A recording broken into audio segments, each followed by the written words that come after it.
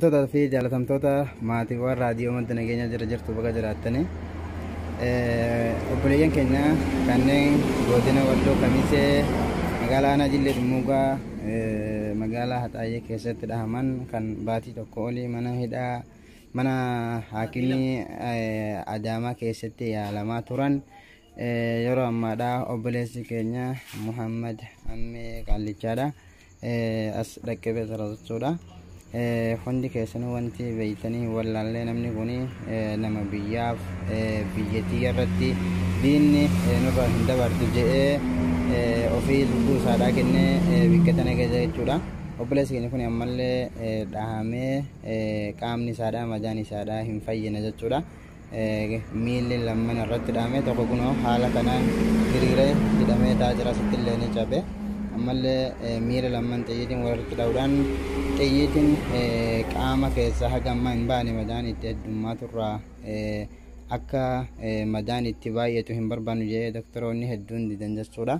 Kanaafuu ammaaf addeebi'ee magaalaa Sanbateetti yaalamaa jira. Hundi keessanuu bakki jirtanii obboleessa keenya quba qabaachuudhaan waan danda'amuun bira dhaabbachuudhaan yaadan haamileedhaan gargaarsan akka bira geessan jechuu barbaadeti.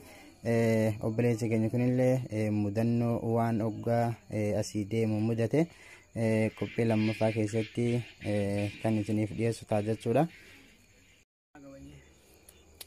Akkuma isiniin jetti obboleessi keenya asii dhahamee karaa mana yaalaa geeffamuun dhabamee godinni teenya akkuma agartan laaftudha, dadhabduudha, waan bu'aa qabdu miti. Asitti yaalamuu dadhabamuudhaan gama naannoo Afarii keessan magaalaa Adaamaadhaa dhaqqabee magaalaa Adaamaatti haga ji'a lamaa yaalamee amma reefuu magaalaa Sanbatee aanaa Jillee Dumuugaa dhaqqabe jechuudha.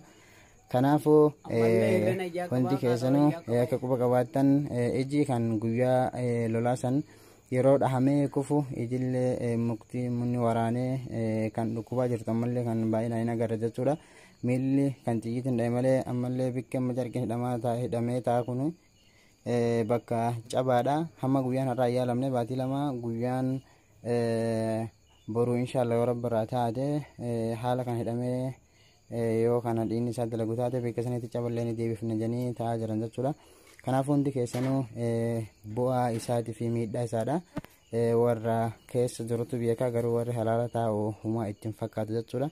Kanaaf akka quba qabaatan jechuu barbaadeti. Obboleessi keenya kunillee kan wajjin magaalaa Adaamaa keessatti eegasii wajjin deemee haga guyyaa har'aadha wajjin eelaa ture. Har'allee kun haala kanaan bira taa'aa jira. Egaa baatii lamaatti jireenya isaadha hundatti dhiisee haala kanaan isa bira dhaabbataa jira jechuudha.